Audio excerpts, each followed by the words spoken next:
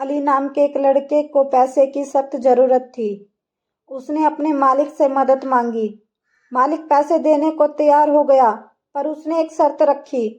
शर्त ये थी कि अली को बिना आग जलाए कल की रात पहाड़ी की सबसे ऊंची चोटी पर बितानी थी। अगर वो ऐसा कर लेता तो उसे एक बड़ा इनाम मिलता, और अगर नहीं कर पाता तो उसे मुफ्त में काम करना होता। अली जब दुकान से निकला तो उसे एहसास हुआ कि वाकई कड़ाके की ठंड पड़ रही है और बर्फीली हवाएं इसे और भी मुश्किल बना रही हैं। उसे मन ही मन लगा कि शायद उसने ये शर्त कबूल कर बहुत बड़ी बेवकूफ़ी कर दी। घबराहट में वह तुरंत अपने दोस्त आदिल के पास पहुंचा और सारी बात बता दी।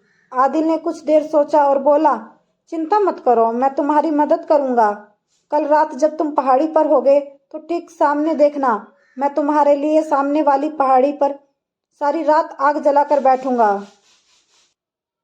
तुम आग की तरफ देखना और हमारी दोस्ती के बारे में सोचना, वो तुम्हें गर्म रखेंगी। और जब तुम रात बिता लोगे तो बाद में मेरे पास आना, मैं बदले में तुमसे कुछ लूंगा। अली अगली रात पहाड़ी पर जा पहुंचा।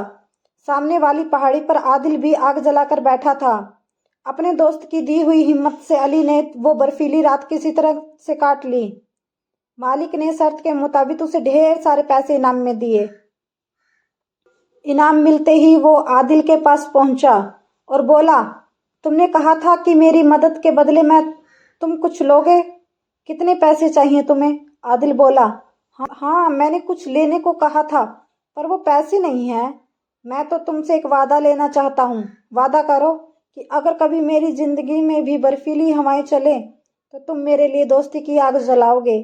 अली ने फौरन उसे गले लगा लिया और हमेशा दोस्ती निभाने का वादा किया।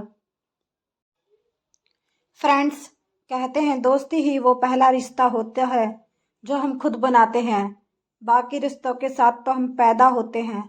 सचमुच अगर हम अपनी लाइफ से दोस्तों को मिसयूज कर दें तो ज़िंदगी कितनी खाली लगे।